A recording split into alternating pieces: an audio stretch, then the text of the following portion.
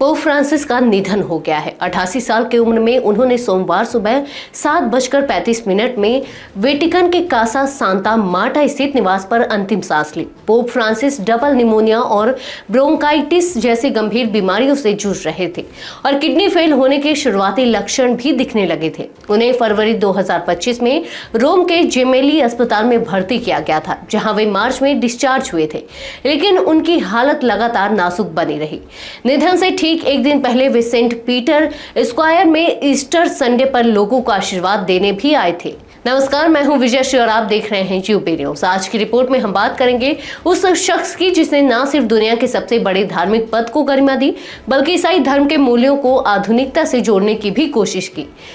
Pope Francis का असली नाम जॉर्ज मारियो बर्गोग्लियो था।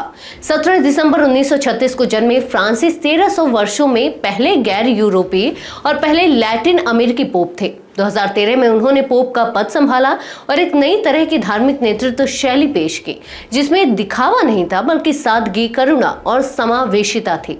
पोप फ्रांसिस ने अपोस्टोलिक पैलेस जैसे भव्य आवास को छोड़कर कासा सांता मार्टा जैसे साधारण स्थान को अपने निवास के रूप में चुना।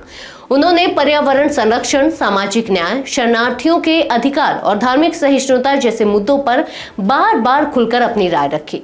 LGBTQ+ समुदाय, तलाकशुदा लोगों और अविवाहित माताओं के प्रति भी उन्होंने चर्च के पुराने रवैये को बदलने की कोशिश की। यही कारण था कि वे युवाओं और आधुनिक सोच रखने वाले कैथोलिक समुदाय में बेहद लोकप्रिय थे।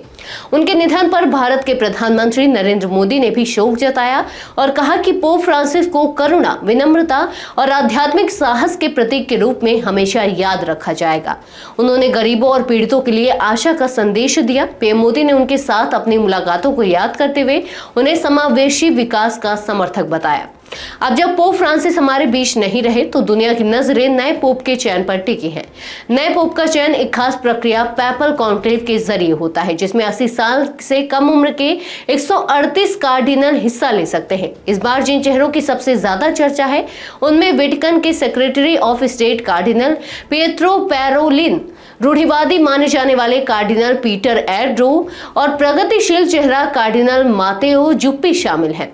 इसके अलावा एशिया से कार्डिनल लुइस एंटोनियो टैगले और अफ्रीका से घाना के पीटर टर्कसन व कांगो के फ्रीडोलिन अम्बोगो के नाम भी संभावितों में से हैं।